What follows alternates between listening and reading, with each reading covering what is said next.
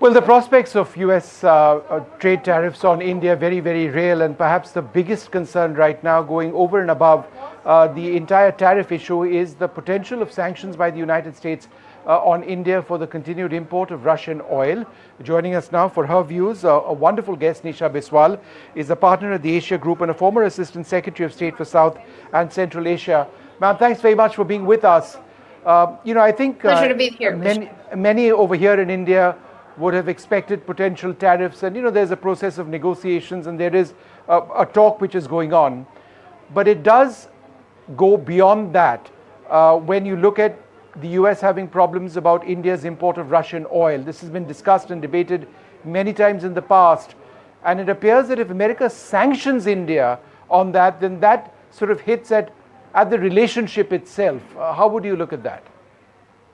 Well, look, it's certainly unfortunate that the conversations have taken this turn. However, I would perhaps try to keep all of this in perspective.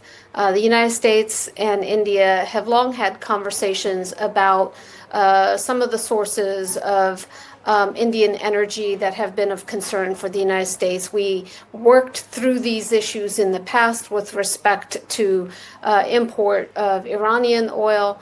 And certainly, I think the conversations on, Russian energy imports had been ones that had been had in the prior administration as well as this one. And I think there's a path forward. We certainly, there's an understanding of India's historic and legacy relationship with Russia, as well as some of the sensitivities around energy. However, these concerns have been there in the past as well. I would hope that the two governments could work through some of those issues. I know India has been increasing its import of US energy, both crude and LNG, and I think that that's also a pathway that could perhaps help to soften some of these concerns on the US side. But then, it needs to be price sensitive. India is doing this to run our economy in a sense. So any import of energy from the United States would need to match the price point that Russia sets India. That would be very difficult for American companies to be able to do. Look, I think that this is a conversation that's going to be had in the context of the broader trade conversation.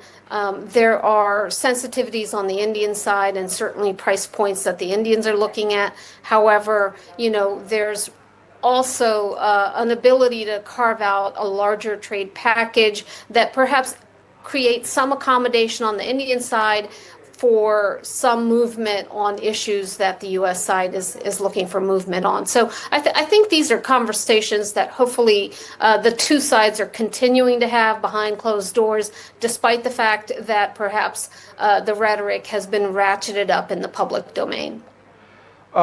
There are some who say that Russia also has its options. Now, India is the largest importer of Russian oil presently. And this would hurt Russia incredibly if India were to stop that altogether. Therefore, if Russia were to retaliate, and this is just speculative, but there are pieces which are now appearing, the potential shutting down of the CPC pipeline from Kazakhstan, where American oil majors Chevron and Exxon hold big stakes, could be deeply problematic for America. This is something which Reuters, in a detailed piece, have come out with as a possible impact. So this goes beyond India and Russia. It could impact the United States as well. Certainly. And look, I don't think anyone is expecting that India is going to make a unilateral and comprehensive action. I think that these are negotiations that will factor in the global dynamics. And I think the Indians are aware of that. I think the U.S. is aware of that. But it is not in isolation. And I don't think that the energy question is being addressed in isolation. I think it's part of a larger conversation on the contours of the U.S.-India relationship. India has moved in recent years to deepen its ties with the United States, its defense ties, its energy ties, its economic ties. That is something that we would like to see continue to happen. We recognize, I think, that there has been a broad and diverse set of relationships that India has had across all of those fronts. The Trump administration has made it clear that it would like to accelerate the pace of that movement towards U.S.-India partnership and relationship across all of those domains. The president has used perhaps more robust tactics and more public tactics in trying to push that conversation. But this is a conversation that the U.S. and India have been trying to work through for successive administrations, and I would keep it in that context, despite the fact that perhaps we're having some pretty terse conversations in a public manner right now. And that's what would again concern many here in New Delhi for President Trump to start talking about dead-end economies in the context of Russia and India. It's unnecessary. Some would say we have a great relationship with the United States. So the moment people start adding adjectives, that also the president of the U.S., then it complicates work which so many people have built up on. You built on this relationship. You worked on it. In the past, and to sort of push that away in a sense, even if it is for the moment, it would concern a lot of people, I suspect, in Washington as much as New Delhi.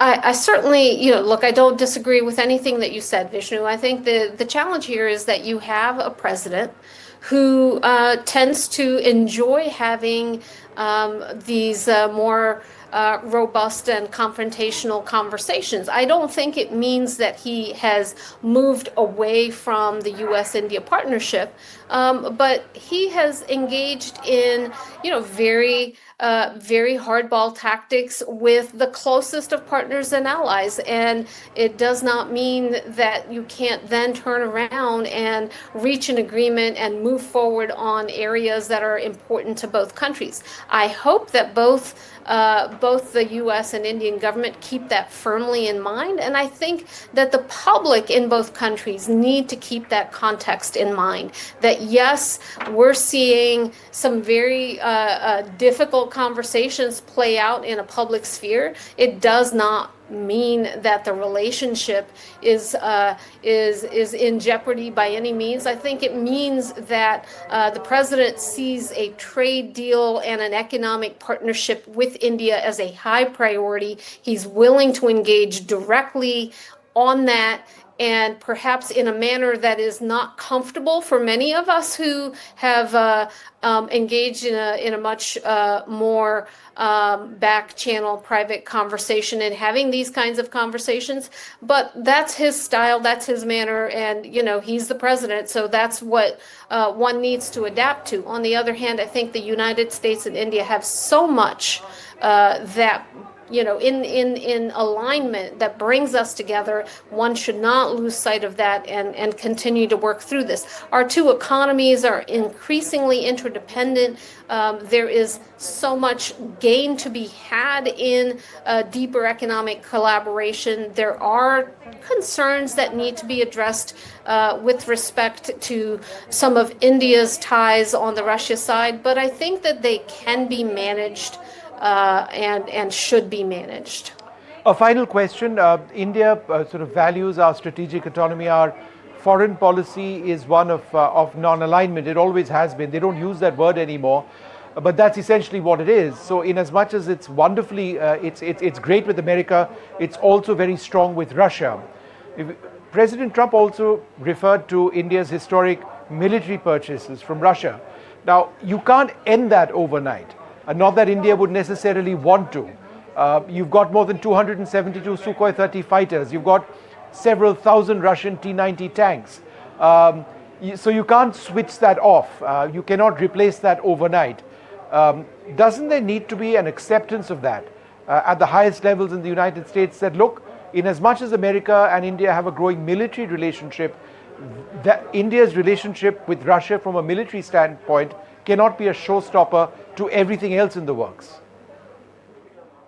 Well, so over successive administrations, there has been that understanding and that accommodation, but also a strong desire to see a deeper alignment and collaboration, a partnership on the defense side with the United States. India's approach has been to leverage many different partners, some of whom are strategically of great concern to the United States. That does limit how deep the United States can be and the level of technology that the United States can share, and the amount of partnership that we can engage in. So I think that those are issues that we have been trying to work through with the United States and India, and I think we can work through those.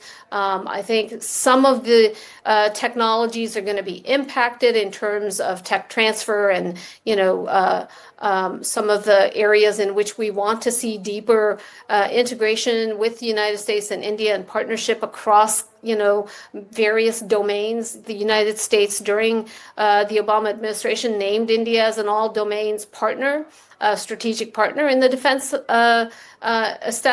sector, and we certainly would like to see that relationship grow further. But there will be these areas of tension that need to get worked through, and I hope that both governments are able to do that. All right, Ms. Biswal, wonderful speaking to you. Thank you very much indeed for speaking to us. Thanks very much. Thank you. It was a pleasure.